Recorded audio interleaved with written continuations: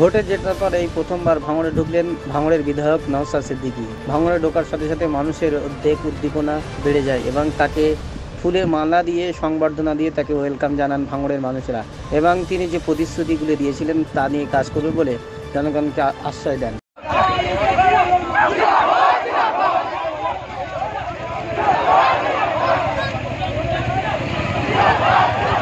দীর্ঘদিন পর ভাঙড়ে এলেন, জেতার পরে সর্বসমক্ষে ধরতে গেলে এই দ্বিতীয়বার কি সমস্যা হচ্ছে ভাঙড়ে?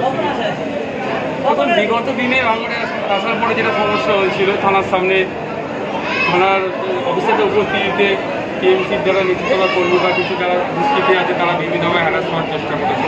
তারপর থেকে সময়ের অভাব ছিল এবং ভাঙড়ে বাড়ি পাচ্ছিলাম না থাকার জন্য এখানে থেকে আমি কাজ করার চিন্তা ভাবনা হয়েছে। আমার মানুষের যারা পিছিয়ে আছে তাদের শিক্ষা, স্বাস্থ্য এবং সংস্থান যাতে তৈরি করতে পারি ভাঙড়ে, সে লক্ষ্য নিয়ে এসেছি। পারছিলাম না বলে একটু দেরি হচ্ছিল। তারপরে আপনাদের বিভিন্ন মিডিয়ার মাধ্যমে খবর, এই সময়ও খবর করেছিল, তারপরে TV9ও করেছিল, আপনার রিপাবলিক বাংলা এবং কি নিউজ পোর্টাল খবর করার পরে এটা বাড়ি পেয়েছি, এটা ভাড়া হিসাবে পেয়েছি। আপনি কোথায় বাড়ি পেলেন? এটা হচ্ছে আপনার শানপুকুর মাঝরাইট গ্রামে। এখানে এখান থেকে এখানে বিভিন্ন জায়গায় মুভমেন্ট করবো, এখানে যা সমস্যা আমাদের যে সাংবিধানিক অধিকার পাওয়ার আছে সেটাকে ইমপ্লিমেন্ট করতে এবং কাজ করতে হবে আমাদের সাথে। নির্বাচনের আগেও যে ভাইজান আবেগ ছিল, আজকেও সেই আবেগ বৃষ্টিতে ভিজে এত লোক।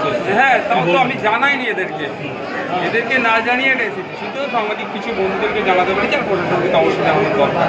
এগুলো তো আমি জানি, এই জন্যই জানাইনি যে কোভিড সিচুয়েশন চলছে, সেদিকে লক্ষ্য রেখে জামায়াত না হয়, এই জন্য এদেরকে না জানিয়ে এসেছি। তারপরেও গ্রামের মানুষ জানতে পারার পরে আসেছে, আবেগ থাকবে, কেন এটা ভরসা বিশ্বাস আছে তারা যেই জন্য ভোটটা দিয়েছে যে ভাঙড়ের এবারে উন্নয়ন হবে, ভাঙড়ের কিছু পরিবর্তন হবে, সেই লোককে ভোট দিয়েছে, আশা করছি সেটা আমি রাখতে পারবো।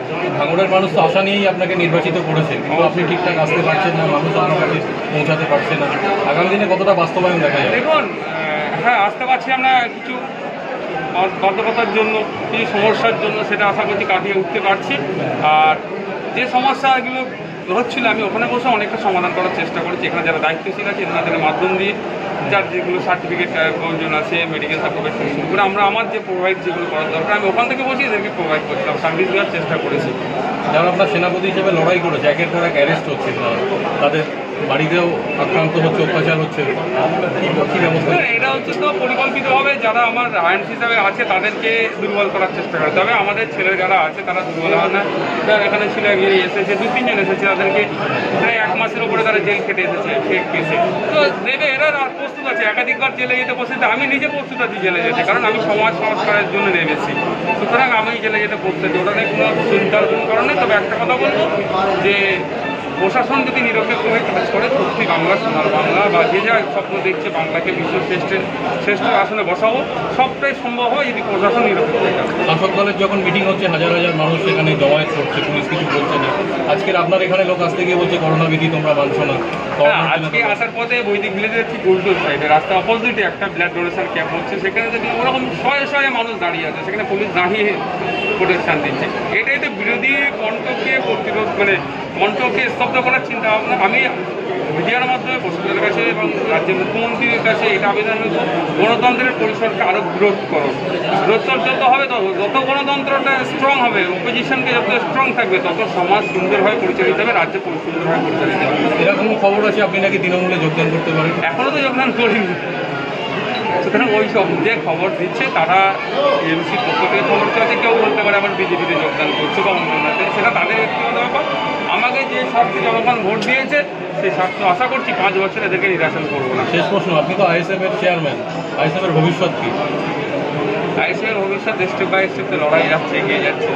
সিপিএম কংগ্রেস পাচ্ছেন আগের মতো?